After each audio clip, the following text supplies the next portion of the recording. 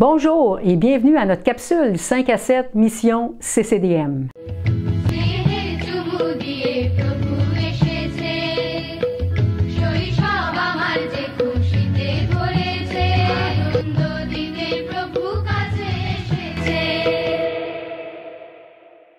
Lors de notre dernière capsule, nous vous avions parlé de l'Afrique. Dans cette capsule-ci, nous allons traiter des événements plus d'actualité. Et j'en profite pour vous introduire un nouveau membre de notre comité missionnaire, en la personne de Joanne Patnaud. Bonjour à tous. Il me fait plaisir d'être avec vous pour la première fois ce matin. Nous avons reçu des nouvelles du pasteur Sun Soka du Cambodge. D'abord, concernant la situation pandémique au Cambodge, le niveau de risque est élevé. En date d'hier, chaque province imposait des restrictions en fonction de la situation particulière. Malgré cette période difficile et les restrictions, Pasteur Soka et son Église ont pu, grâce à notre soutien et nos prières, accomplir beaucoup de choses. D'abord, ils ont donné des sacs de riz et d'autres produits à quelques membres de l'Église et de la communauté. Ensuite, ils ont offert des masques et de l'alcool aux chefs de village afin qu'ils soient distribués aux villageois. Aussi, ils ont fait parvenir un soutien à 10 pasteurs et à leurs familles qui font face à de gros problèmes financiers et de santé. Enfin, ils ont fait parvenir une offrande d'amour à un frère prisonnier qui continue de servir fidèlement le Seigneur auprès des prisonniers. Pasteur Soka se réjouit et loue Dieu, car malgré cette période des plus difficiles, Dieu pourvoit aux besoins de ses ouvriers et de la population. En effet, une nouvelle église dont la construction est entièrement terminée sera inaugurée le 17 septembre de cette année dans un village avoisinant. Aussi, lui et son équipe élaborent toutes sortes de moyens pour tendre la main aux âmes perdues, pour édifier les saints et encourager les dirigeants locaux en partageant des exhortations via les plateformes et les réseaux sociaux. Il se réjouit aussi de ce que le Seigneur a guéri des membres de son Église qui ont récemment contracté le COVID-19. Pour terminer, il sollicite vos prières.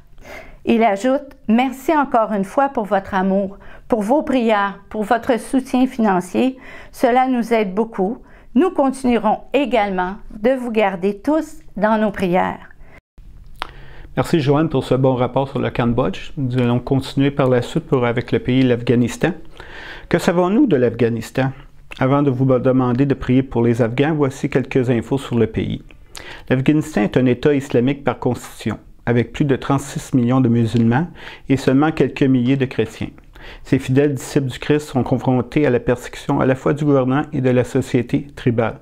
D'ailleurs, selon le ONG Open Door ou Porte Ouverte, on dit que l'Afghanistan est le deuxième pays qui persécute plus les chrétiens après la Corée du Nord. Il n'y a pas de bâtiment d'église en Afghanistan et de nombreux chrétiens sont coupés des réseaux clandestins de croyants. Ils se sentent isolés et ne savent pas à qui faire confiance. Malgré tout ça, nous remercions Dieu pour les nombreux Afghans qui écoutent les stations de radio chrétiennes ou téléchargent des documents chrétiens sur Internet.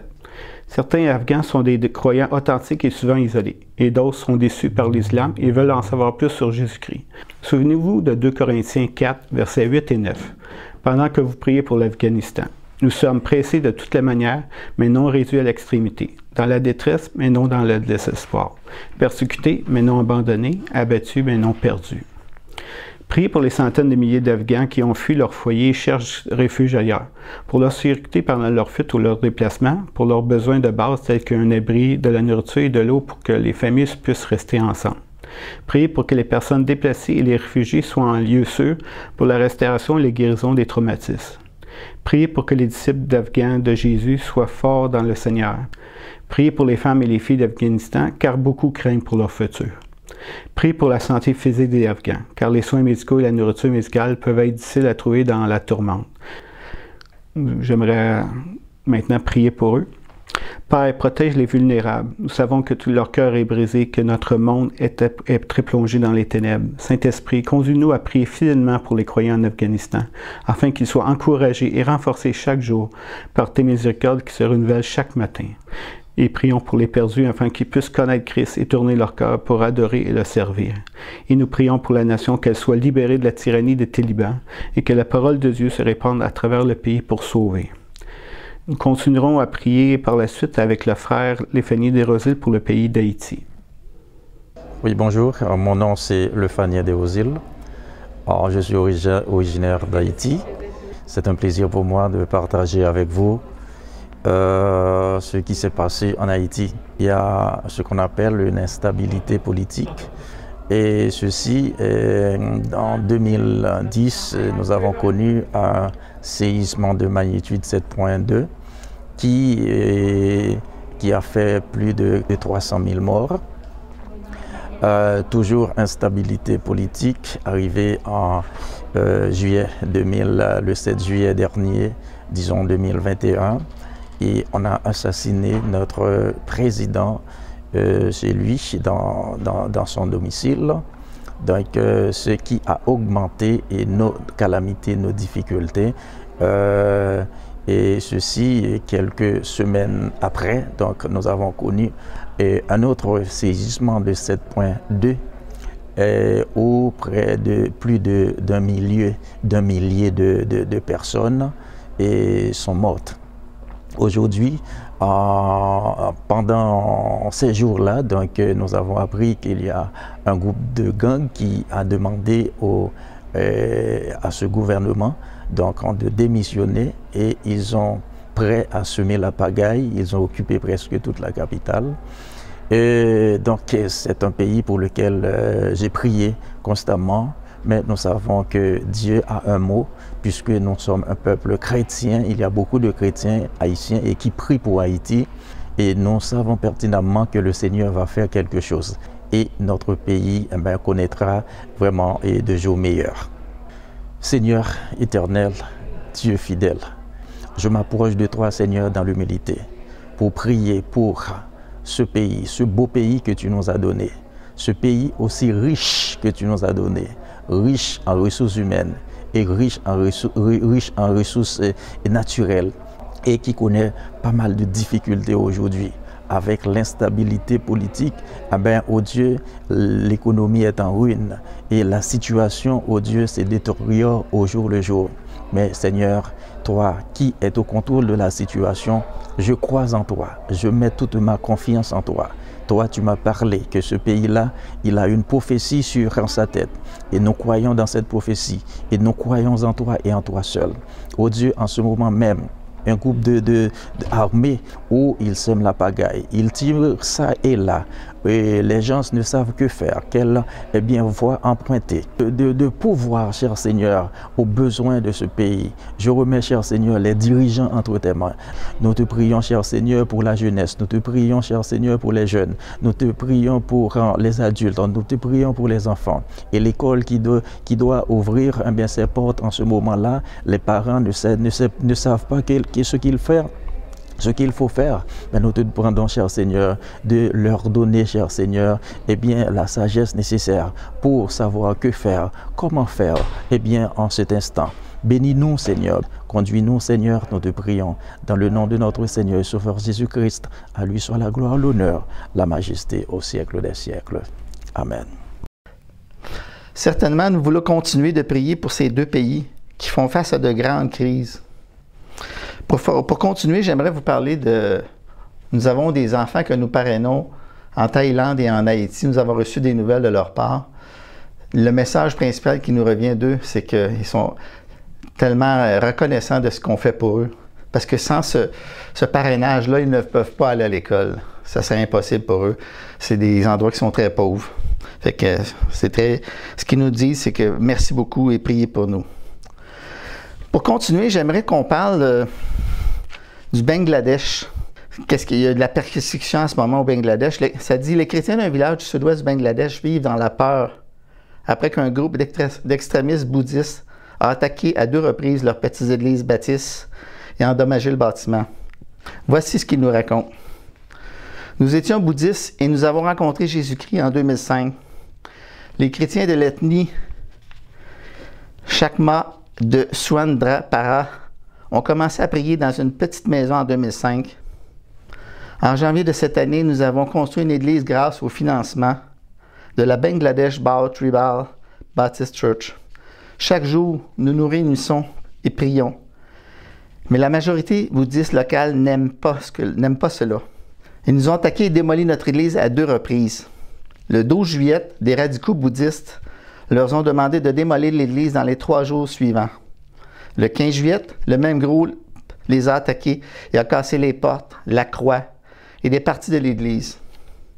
Ils ont également ordonné d'arrêter toutes sortes d'activités de l'Église et de revenir à leurs anciennes religions bouddhistes. Ils nous ont donné 7 jours pour le faire, mais nous ne le ferons pas, même si nous devons sacrifier nos vies.